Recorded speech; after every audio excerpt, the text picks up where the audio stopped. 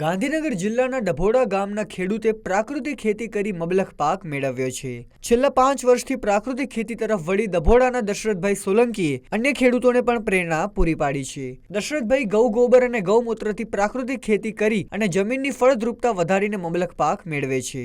આ સામગ્રી તેઓ જાતે જ બનાવે છે અને અન્ય ખેડૂતોને પણ આવી કોઈ મદદ અને સમજાવટથી પ્રાકૃતિક ખેતી તરફ વાળવા સતત પ્રયાસો કરે છે। તેમણે કહ્યું છે કે પ્રાકૃતિક ખેતી તરફ વળવું ખૂબ જ જરૂરી છે। પ્રાકૃતિક ખેતી બહુ મહત્વની છે, બાકી રાસાયણિક તો કહેવા પૂરતું જ છે, બરાબર।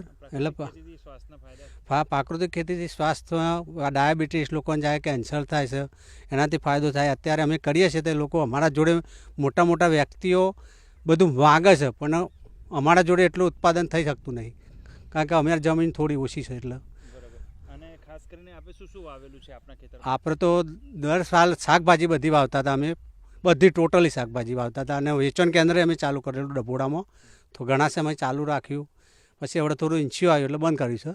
પણ અત્યારે આ સાલ તો ઘઉં વાવ્યા છે, 3 વીઘા જેવા ઘઉં મેં વાવ્યા છે, બધા પ્રાકૃતિક જ છે આપણે।